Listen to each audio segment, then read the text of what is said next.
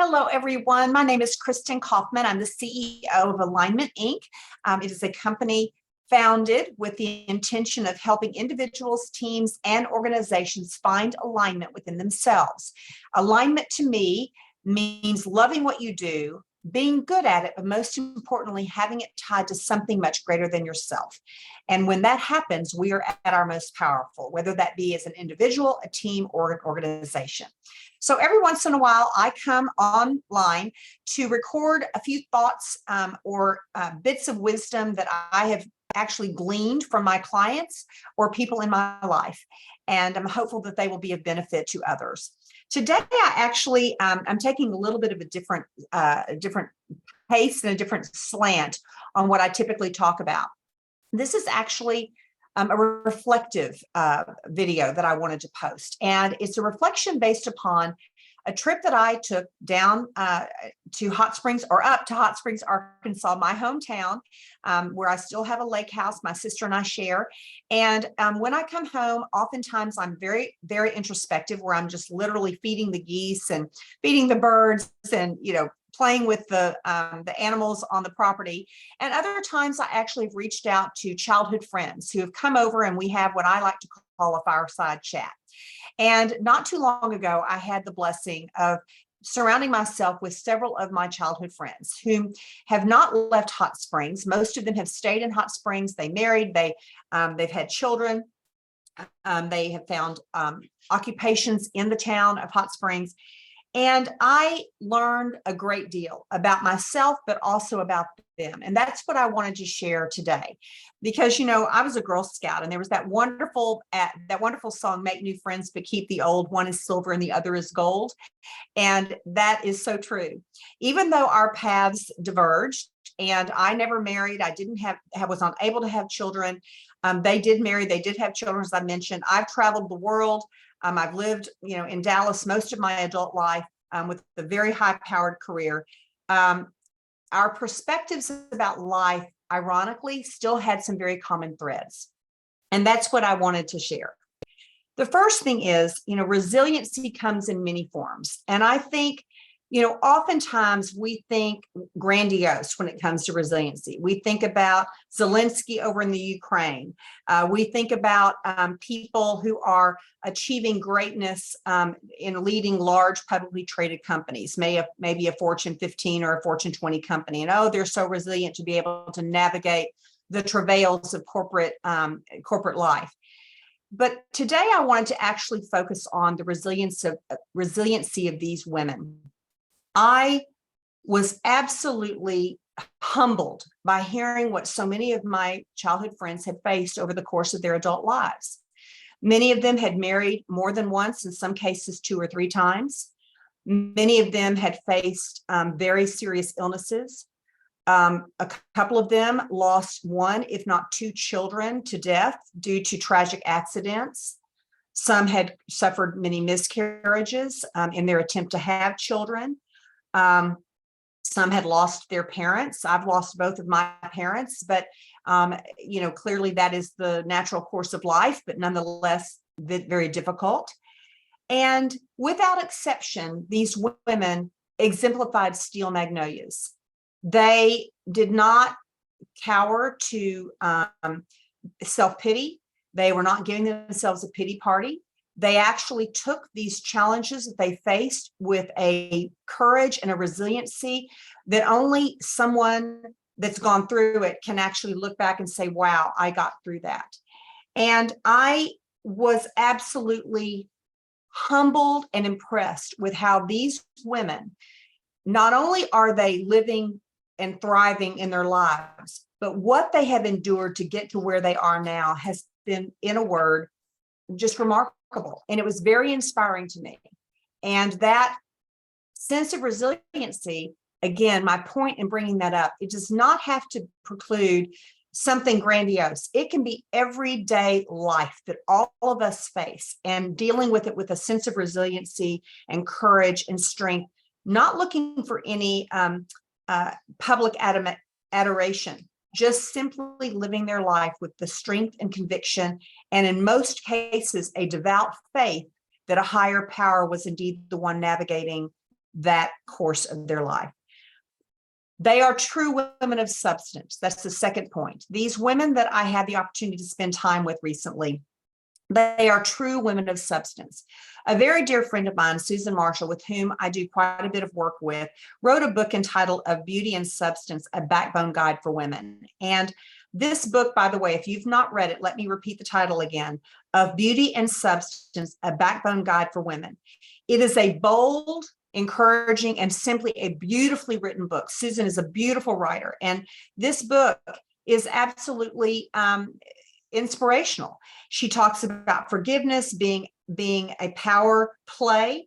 You know, when we forgive others, it becomes a power play, which indeed it is. When we are not able to forgive, you know, we're the ones who are being held down, not the person that has done us the wrong or betrayed us.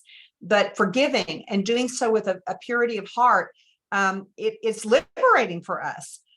Susan speaks about substance being a powerful combination of fortitude, courage, patience, and persistence, which indeed it is. And I will close out this second point of being a woman in substance with some commentary about my mom. My mom, whom many of you all who might be listening to this knew my mother. She's been gone now a couple of years, and she was by far and away the greatest example of steel magnolia characteristics of any person that I've ever known in my life. And she used to refer to substance or a strength of character as the stuff.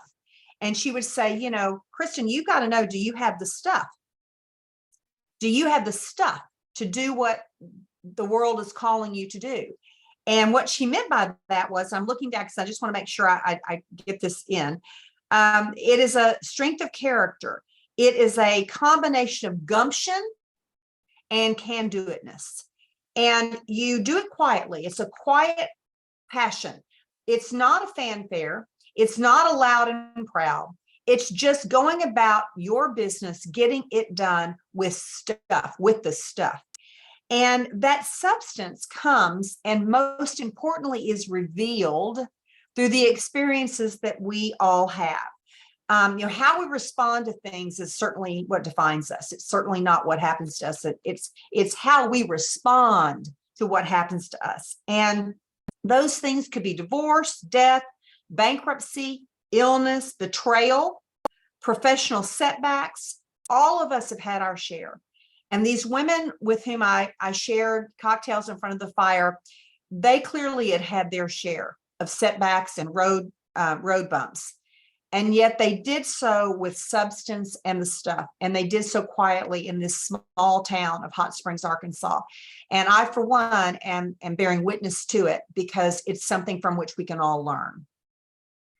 And you know, the last thing that I will say is that, you know, we choose how we respond to things. My daddy used to say, we don't get to control much in our lives. You know, things are going to happen to us. We can choose our ABCs. This is Daddy's adage: our attitude, our behavior, and our choices, how we respond to the things that happen to us.